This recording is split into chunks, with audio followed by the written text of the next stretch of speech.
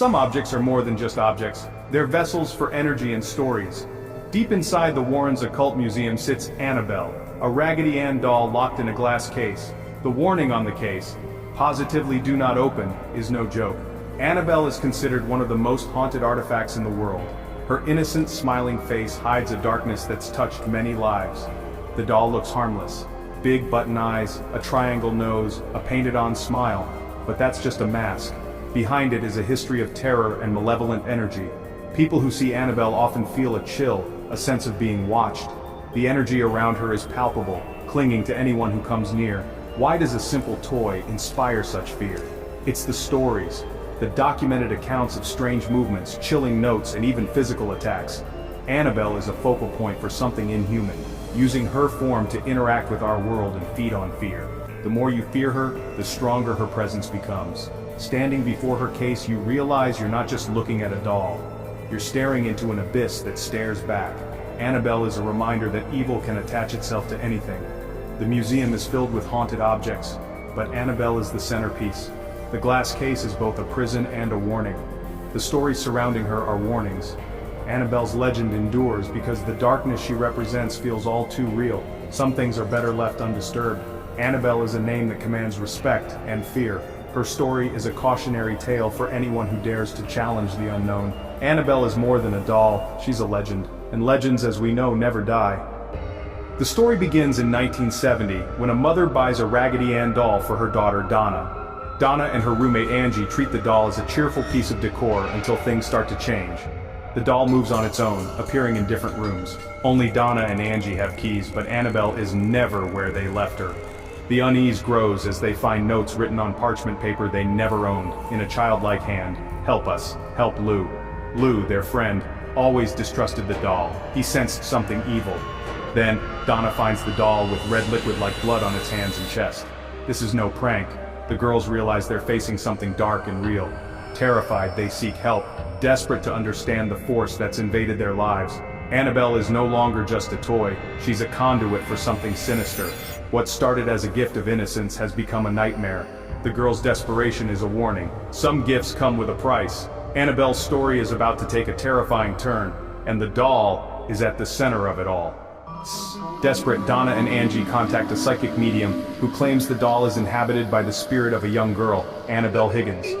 The medium says Annabelle's spirit just wants love, and Donna gives permission for her to stay. This opens a gateway and things get worse. Lou, always wary, becomes the target. Nightmares of being choked, waking paralyzed, the doll crawling up his leg. One night, Lou hears noises, investigates, and is attacked. Claw-like scratches appear on his chest, then heal quickly. The girls call Ed and Lorraine Warren, renowned paranormal investigators. The Warrens quickly realize there is no Annabelle Higgins. The story is a deception. Human spirits don't possess objects. This is something inhuman, a demonic entity. The entity pretended to be a child to gain trust, but its goal is to possess a human host. The doll is a conduit, a Trojan horse for malevolent energy. The attacks, the notes, the fear, it's all part of the entity's plan to break down resistance.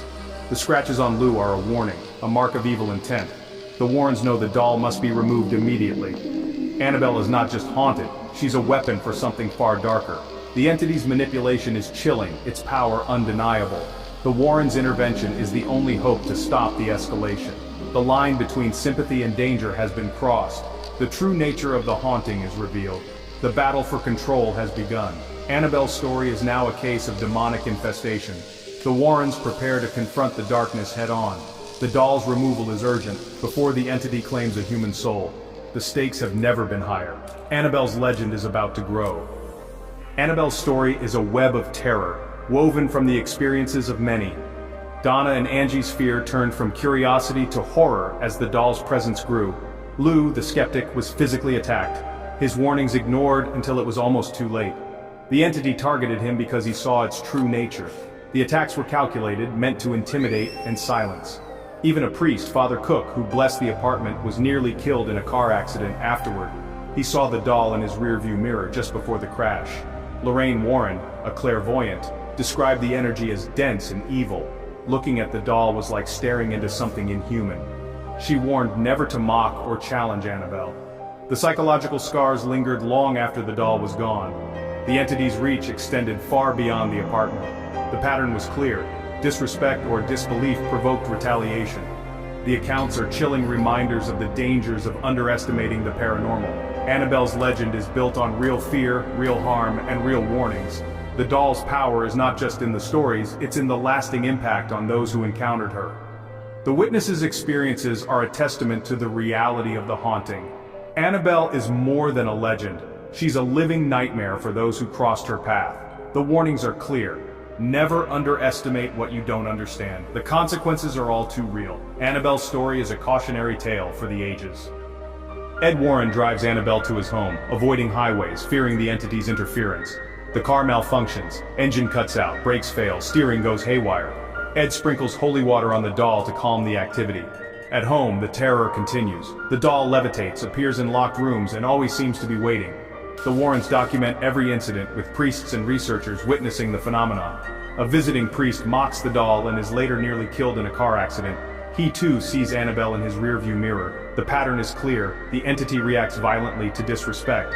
Annabelle is not just haunted, she's dangerous. The phenomena are consistent and malevolent, from mechanical failures to apparitions and near-fatal accidents. The doll is a magnet for tragedy, a beacon for dark energy. The need to contain her becomes undeniable. Annabelle's journey is a trail of terror, leaving no doubt about her power. The Warrens realize she must be isolated for everyone's safety. The doll's presence is a constant threat, even in containment. The events are not coincidence, they're warnings. Annabelle's legend grows with every unexplained incident. The danger is real and the consequences are deadly. The doll's story is a chilling reminder: some objects are better left untouched. The Warrens build a special glass and wood case for Annabelle, a spiritual prison, fortified with prayers and blessings. A priest performs a binding ritual before the doll is sealed inside. The warning on the case is absolute: positively do not open. Annabelle is now the centerpiece of the Warrens Occult Museum, considered the most dangerous item in the collection.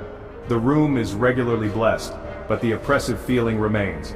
Visitors report dizziness, dread, and even seeing the doll move inside the locked case. One infamous visitor taunted the doll, only to die in a motorcycle crash hours later. His girlfriend survived, but was hospitalized for a year. The tragedy serves as a final warning: Annabelle's evil is real and does not tolerate mockery. The case is both protection and a dire message. Annabelle's presence dominates the museum, her legend undiminished. The containment is a necessary barrier between her and the world. The stories of those who ignored the warnings are cautionary tales. Annabelle's power is undiminished, even in captivity. The fear she inspires is a force in itself. Some doors should never be opened. Annabelle is the ultimate symbol of corrupted innocence, a child's toy twisted into an instrument of evil. Her story endures because it taps into our deepest fears, that darkness can hide behind a familiar face. Ed and Lorraine Warren's investigation made Annabelle a cornerstone of modern paranormal lore. Their documentation turned a ghost story into a case study in demonic infestation. Whether you believe or not, the accounts are hard to dismiss. Annabelle is both a conduit for evil and a mirror for our anxieties about the unknown. Her legend forces us to confront uncomfortable questions about the nature of evil. Is she truly possessed, or is she a powerful story that feeds on our imagination? The truth may be somewhere in between. As long as Annabelle sits in her glass prison, her unsettling smile is a reminder. Some warnings must always be heeded. The fear she inspires is real, and that is a power all its own. Annabelle's story is a warning to respect the unknown. Some legends are best left undisturbed.